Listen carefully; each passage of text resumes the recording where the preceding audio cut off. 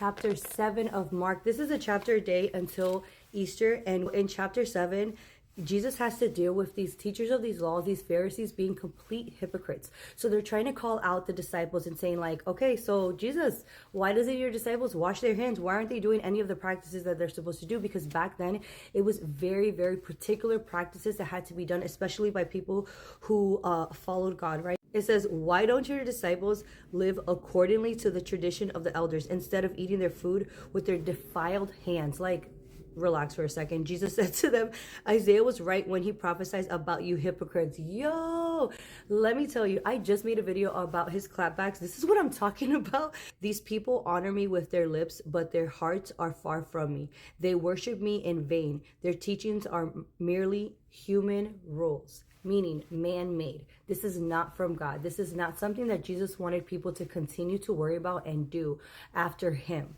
You have a fine way of setting aside the commands of God in order to observe your own traditions. Again, calling them out, and rightfully so, because it's saying like you're nitpicking on these things, yet you keep missing the bigger picture. How is it that as I cast out impure spirits, they beg me and bow down and say, Son of God, Jesus of Nazareth, like don't hurt me. Like they understand who I am, but yet you are the teachers of the law and you are missing everything that I'm doing. You're missing the entire point.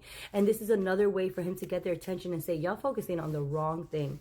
What comes out of a person is what defiles them, for it is from within, out of a person's heart, that evil thoughts come: sexual immorality, theft, murder, adultery, greed, malice, deceit, lewdness, envy, slander, arrogance, folly. And all these evils come from inside and defile a person. It's more about what goes out of a person than what goes in a person. Talking about like you're worried about the food being unclean. What about the heart, the spirit being uncleaned? Chapter 7 is actually very short, but the emphasis again is on like the everyday practices of what you're doing is not really what God's looking for all the time. Be careful with all the little teeny tiny things that you're trying to add up, because remember, there's not one good person in heaven. Okay, we're not going to get in heaven for being good. Okay, so make sure that that aligns with what you're doing and the Word of God. Always make sure of that.